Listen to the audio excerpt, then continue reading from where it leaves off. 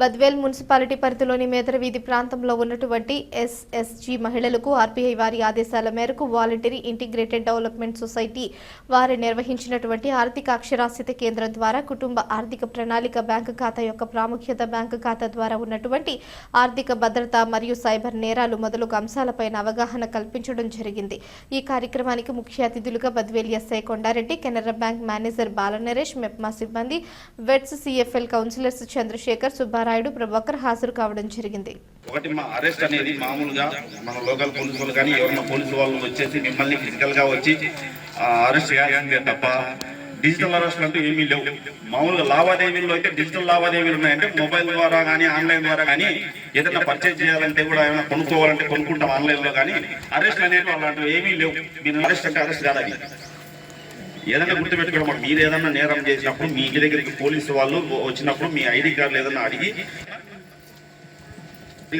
డబ్బులు పోయింది అనుకో, ఇమీడియట్ గా బ్యాంక్ వాళ్ళు కన్సల్ట్ కావాలా. ఇంకొకటి వచ్చేసి టోల్ ఫ్రీ నెంబర్ ఇచ్చారు మన గవర్నమెంట్ వాళ్ళు 1930 అని చెప్పేసి. ఇంకొకటి national cyber crime reporting portal ఉంటుంది. దాంట్లో కానీ మనము కంప్లైంట్ చేసుకోవచ్చు. దాంట్లో కంప్లైంట్ చేస్తే మనకి ఇమీడియట్ గా మన అమౌంట్ ఎవరికైతే వెళ్ళింటుందో ఆ అకౌంట్లు మొత్తం అన్ని కూడా బ్లాక్ చేసి పెడతారు. మళ్ళా తర్వాత మనం కేసు కట్టిన తర్వాత మనకు వీలైనంత వరకు, ఎంతవరకు వీలైతే అంతవరకు అమౌంట్ రిటర్న్ తీసుకుని వస్తారు. సో మీరు కూడా ఇప్పుడు చెప్పాల్సింది ఏంటంటే సార్ వాళ్ళ తరఫున కూడా మీరు ఎవరిని కూడా ఫోన్లో వచ్చే కాల్స్ కానీ మెసేజ్లు కానీ ఏదైనా మీరు ఓపెన్ చేయండి తొందరపడి, సరేనా? వాళ్ళ పూర్వం వీళ్ళకేం చెప్పేసి టీచర్లు ఎక్కింది ఆమె కొంచెం దూరం ప్రయాణించింది, ఐతరంపేట, కాసారం నుంచి ఐతరంపేటకి ఎంత దూరం ఉంది? ప్రజలకందరికీ నమస్కారం అండి. నేను కెనరా బ్యాంక్ మేనేజర్ని. నా పేరు నరేష్. ఇక్కడ కెనరా బ్యాంక్ కస్టమర్స్ ఉంటే వాళ్ళు తెలిసే ఉంటుంది ఇక్కడ మరి ఉన్నట్లేదు. ఇంతకుముందు ఫైనాన్షియల్ లిటరసీ మీటింగ్స్ అంటే ఎలా ఉండేటంటే 3 సంవత్సరాలు అయింది ఆల్మోస్ట్ బద్వేల్కి వచ్చేసి 2 సంవత్సరాలు 9 నెలలు అవుతుంది.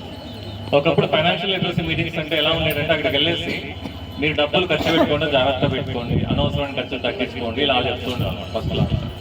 ఇప్పుడు పరిస్థితి మారిపోయింది. జనాలకు వచ్చేసి అవేర్నెస్ వచ్చింది, డబ్బులు ఎక్కడ ఖర్చు పెట్టుకుని దాచిపెట్టుకోవాలి. ముందు ఏంటంటే మీ సంతకాలు ఫోర్జరీలు చేసి ఎట్లా ఉండేది, ఇప్పుడు అట్లా ఏం లేదు. మొత్తం అంతా బ్యాంకింగ్ అంతా ఏమైపోయింది, మీ ఫోన్లలోకి వచ్చేస్తుంది. మీకున్న డబ్బులు ఒక అకౌంట్ నుంచి ఇంకో అకౌంట్కి ఫోన్లోనే ట్రాన్స్ఫర్ అయిపోతుంది. కాబట్టి మీరు ఏం చేస్తారు, పొరపాటుగా ఒక నెంబర్కి బదులు ఇంకో నెంబర్ కొట్టినా అని వెళ్ళిపోతుంది. ఎందుకంటే అది కంప్యూటర్ కానీ ఫోన్కి కానీ అది కరెక్ట్గా తెలిసి పంపించేస్తుంది. ఇప్పుడు నెంబర్ ఇచ్చాము, ఆయన దగ్గర నుంచి కంప్లైంట్ తీసుకొని మా హెడ్ ఆఫీస్కి మెయిల్ పెట్టాము. ఆ 3 lakhs ఆయనకి మిగిలాయి అనమాట. ఇప్పుడు ఆయన అడిగామన్నమాట, ఏం చేశారు, మీరు ఏమైనా చేశారా, ఈరోజు ఏమైనా మెసేజ్లు వచ్చాయి అంటే ఏం లేదు సార్, ఏం రాలేదు అంటున్నారు. నేను మళ్ళీ